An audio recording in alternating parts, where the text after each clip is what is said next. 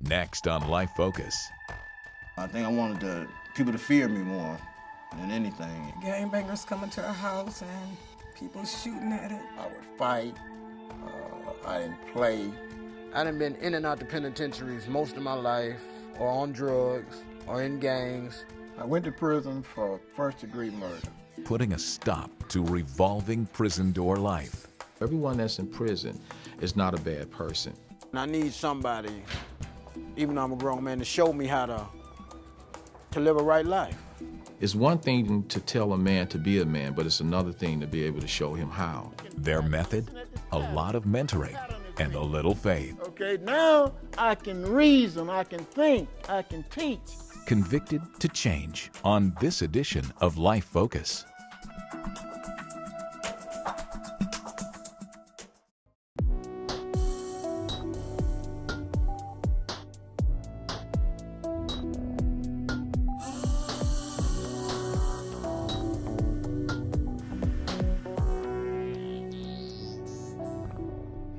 Hello, I'm Dan Meyer, and welcome to Life Focus. 700,000 convicts will be released this year from prison. Research shows that without a mentor or support, most will land right back in the slammer. 47-year-old Derrick Gardner is among those. Living a revolving door prison life, Derrick spent the last 25 years serving time for various crimes in 5 different prisons. Today, he once again prepares for life on the outside. On this episode, our producers document the seemingly insurmountable obstacles someone leaving prison must face. I thought of this day for 2.5 years, and it's great. It feels good to be from behind that gate. Today, 47-year-old Derrick Gardner leaves prison for the 5th time in his life. First thing I'm gonna do is go get me a real meal. His prison fellowship mentor, Jeff Peterson, greets him on the other side. Man, how you doing? Oh, you're sure looking good, Derrick. The Dixon, Illinois Correctional Center gave Derrick, a diabetic, 1 day's worth of insulin and $16 in cash. Is that it? I got to get my Bibles and some other stuff. He knows all too well the worn-out cycle of addiction and crime. I got involved in a gang. So I was doing cocaine and started stealing. Gave me 6 years. Caught another burglary. Illinois gave me 6 years. Got stayed out a couple of years and caught a theft case. I got 2 more years. I started back getting high. I lost my job for a dirty drought. I was on the streets. I started back getting high. And I caught this case, which was another burglary. So I got here. According to the Department of Justice, 1 out of 32 Americans is either in prison, on probation, or on parole. This number is rapidly growing, giving us the reputation of being the incarceration nation. According to Rod Williams of Prison Fellowship, these statistics mean we cannot afford to turn our backs on those who are locked up.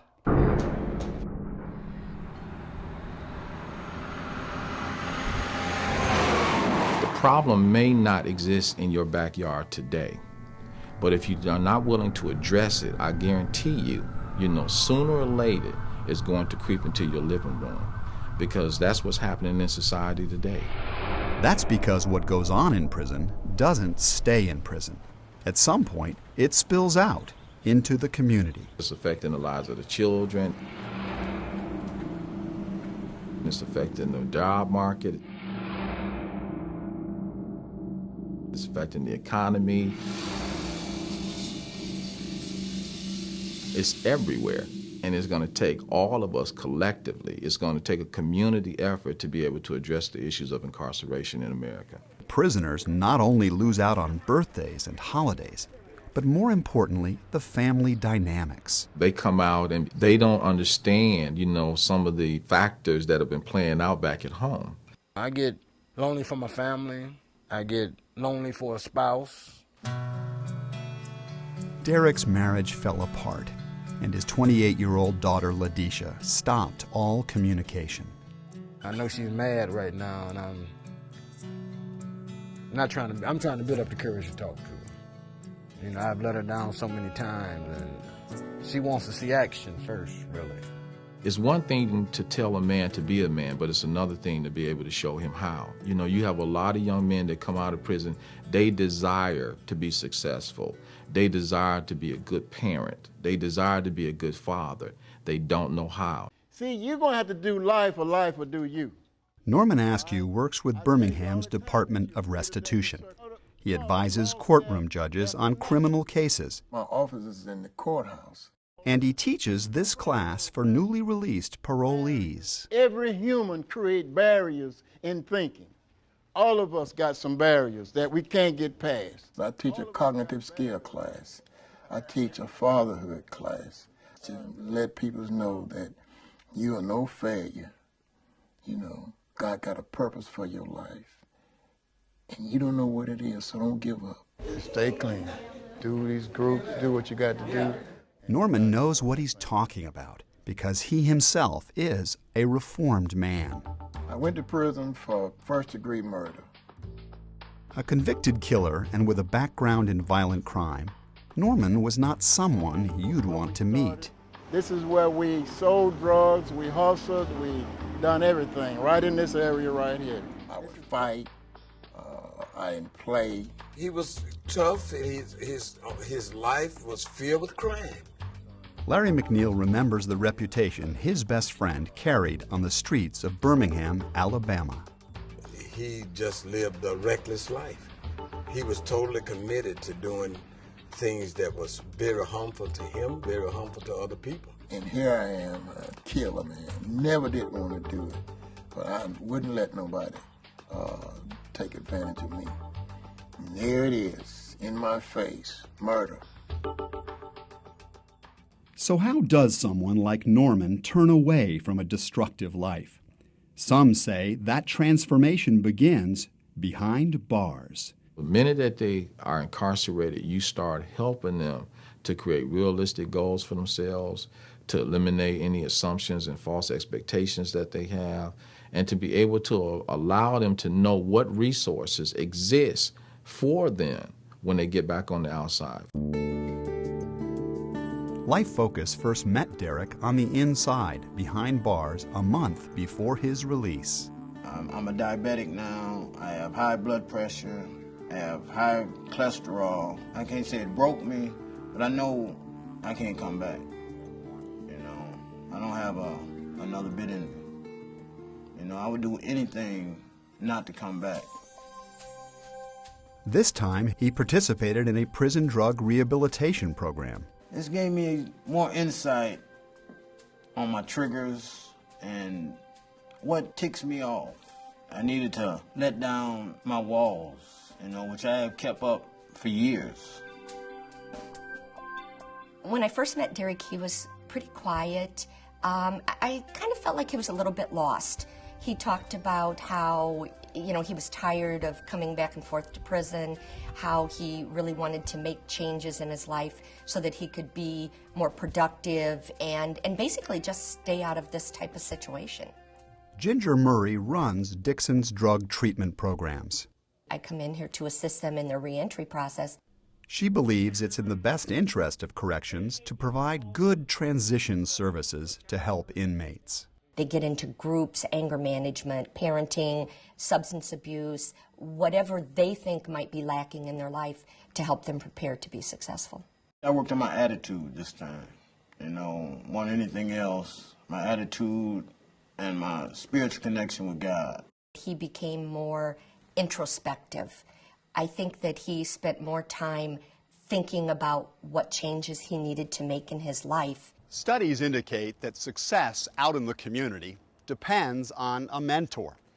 Without one, Derrick has a 67% chance of returning right back into prison within 3 years of release. Accountability is one of the major elements that's needed in the life of someone coming out of prison. Without it, they will not succeed. See, we get a plan in place and then follow through. If they don't have the support of mentors, of the community, of their family, of a church that is willing to welcome them back and nurture them, I would say it really is hopeless.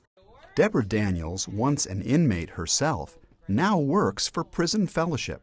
It's just going to talk about him. They are up against so many challenges when they leave prison because, you know, one of the things that we don't realize is that we basically make about 120 decisions a day.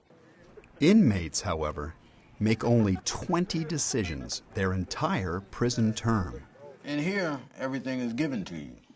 I mean, you got 3 meals, you got a cell, your clothes, everything is given to you. Out there, you have to earn everything you get. Coming out here and being faced with those kind of choices can be so overwhelming. It's kind of like a newborn baby learning to walk all over again. What time does it start? 6 o'clock. 6 to 8. Like a newborn baby, Derrick will learn the basic steps towards becoming a responsible man. He's been very humble and submitted to the authority that is in the Rockford Rescue Mission that he is under. What does it mean to you? Jeff Peterson enrolled him in this homeless shelter that provides a 6-week rehabilitation program. For me, to live for the day would mean I'm changing my old ways. Every day begins with chapel. And I know that it will happen in your life, too. Followed by 2 hours of classes. I think living it in peace. Lunch. Thank you. You're welcome. More classes. Yeah. And it's forever. And chapel. To end the day before dinner. I'm trying to restore my name that I have messed up during the years. And just a convict like I used to be, looking forward to going back to prison. Every time I got a job, I'm not going back, Linda. I'm not going back. I learned. I'm not going to do this. I'm not going to get high again.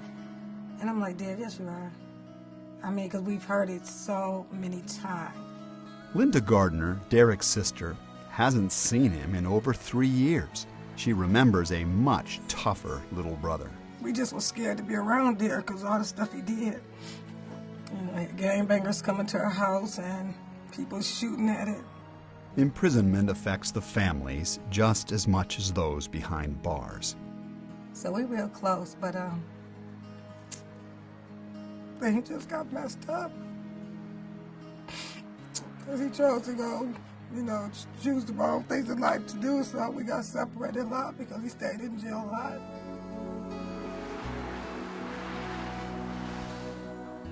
Derrick builds up the courage to see his family. I'm so glad you made it. How you doing? I'm all right. Unlike most felons, he receives a warm welcome. Seeing my family, now I know for sure they're still in my corner. You know, that meant a lot. You know, and that's a boost of energy for me. But it's nearly impossible making up for lost time. You be 48 in what month, Mother? Let me see. July. Who's July? You. Okay. Who's June?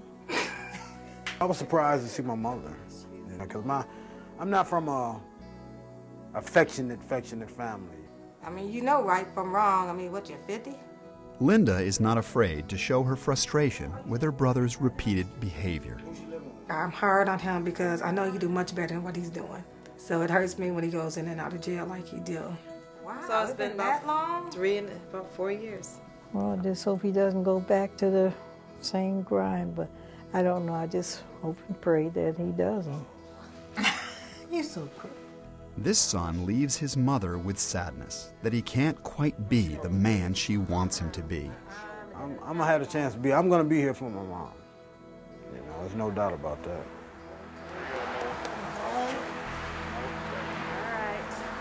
All right. The Department of Justice reports that 70% of all inmates were using, dealing, or abusing some kind of drug or alcohol when arrested. Norman Askew's hustling life was no different. Today, this convicted murderer will tell you he's free, not just from prison, but more importantly, from his addictions. I was sick on drugs down here. I had, this is where the hub of crime was.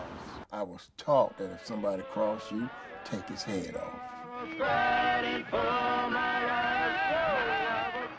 Norman Askew believed he needed that type of attitude to survive during the civil rights era.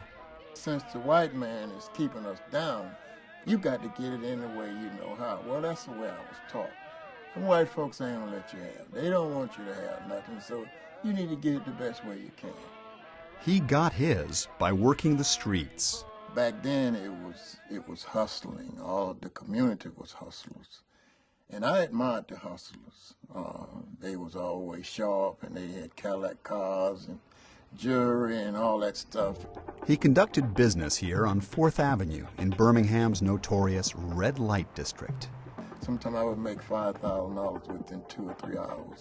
So I decided that, well, if I can make this kind of money by myself, just think what we could do with 2 guys or 3 guys. This new business plan would eventually land him in the slammer. I aimed the gun down by his feet, his leg, to try to, to let him know that you just can't take nothing from me. When his partner refused to pay the drug money owed to him, Norman took matters into his own hands. And when he turned to look at me after I fired the gun, his shirt got red all at one time. I knew I was in big trouble. They had an FBI warrant out for him, and eventually got apprehended. They showed him out in the field, lying dead, and it broke me down. When he died, I died. I died from within. I didn't want to kill him. The judge sentenced him to 40 years behind bars. Norm went to prison for murder, but the murder actually happened because he was addicted to drugs. Now, he wasn't sentenced for drugs because he wasn't caught with the drugs. I began to break down on the inside. And, man, what is it? What is life now? What? You finna go to prison for the rest of your life. I just began to grieve about my situation, my circumstances. With murder on his hands, Norman never expected to feel alive again. When I come into the jail, I was so angry that I ran my fist into the wall. Everybody, when I walked in, got quiet. I was so they could feel the anger and that stuff in me. He lost all hope until volunteers visited him at his maximum security prison. I didn't know anybody cared. I raised my hands up to God like this. I said, please, God, wash the blood off these hands and let these hands give life instead of death. And immediately, God answered me in that jail. Ironically, his 40-year prison term saved him from an inevitable death sentence. I had actually knew that I would not live past 33 as fast as I was living. And I was running cocaine and heroin into my veins every day for about 20-some years. Then came a break he never expected. And God set me free out of the prison. A new law allowed time off for earning college credit. Since Norman completed his associate's degree, he ended up serving only 14.5 years of his 40-year sentence. What are your plans for Christmas, Derrick? I'm not sure yet what I'm going to do for Christmas. Mentors, if you have that support, they know or have access to resources that can help you. A support system Derrick depends on. But once you get through that, then we can begin moving in the area of looking for employment. Derrick has been out of prison for 3 months. He's graduated from the homeless shelter to this apartment complex. Rockton House will pay most of the bills as long as he stays clean and finds a job. I'm an ex-felon. I got strikes on my back. I was a dope fiend. That's another strike on my back. To beat the odds, Jeff connected Derrick to careers, etc. Hello, this is Steve. President and CEO Stephen Haight began this program to help people on parole find jobs. We find that ex-offenders are very motivated workers. You know, everybody that leaves out the penitentiary is not a hardened criminal, is not looking to take you off. A lot of them are looking for a chance. I'm just a little nervous because I'm going to my first interview since I've been out. Derrick needs to make a good impression. The interview is for a painting and trimming job on rehabbing houses. Hi, Derrick. Bob Griffin. Good to meet you, Derrick. But making a good impression isn't a guarantee. Most employers can't see past a conviction. I used to have to go in and paint for him, and do the landscaping, and we laid a lot of carpet. I think it's fear. Fear that if something goes wrong, there could be bad publicity, that type of thing. But typically, that's rarely ever the case. You're going to get a good guy. You're going to get someone who's been trained, who has a reason to be there, who sees and will value the opportunity to be able to be employed. It's going to bring some great skills. And Since we met Derrick, he's relocated 3 times, progressed through 5 rehabilitation programs, which will keep him occupied for the next 4 years. He even landed a job. I'll see you Monday or tomorrow. All right. But there's one area in his life in which he has to serve more time. Well, to be honest with my daughter, I haven't even talked to her yet. Yeah, I would like to say, baby, I love you, and I'm here to stay. And just give me a chance. The 14 and a half years I spent in prison was the best years of my whole entire life. Norman's story reveals that convicts can change. Those was the years that God really reached into myself and turned me. Any man in Christ become a new creation. The old things are gone, behold, all things come new. That happened to me. Now that Larry bringing you down the aisle, I was really excited when I saw you come. Out for over 12 years, Norman, now married, hopes that all of us will believe in life after prison. Past ain't gonna get no better. You can work on it the rest of your life. It ain't gonna get no better. So you got future stuff. God is in your future. So that was my whole plan when I coming out, and that's why I'm successful today.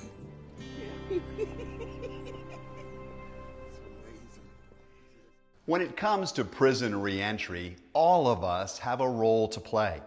We can encourage inmates or help someone after they leave. Derrick's mentor, Jeff Peterson, remains in his life. At one point, Derrick relapsed, but Jeff put him right back on track. More information about becoming involved can be found on our website. From all of us here at Life Focus, thanks for watching. I'm Dan Meyer, and I'll see you again next time.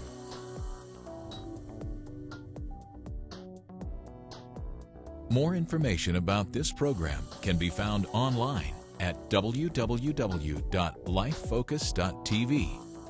The title of today's program is on the screen.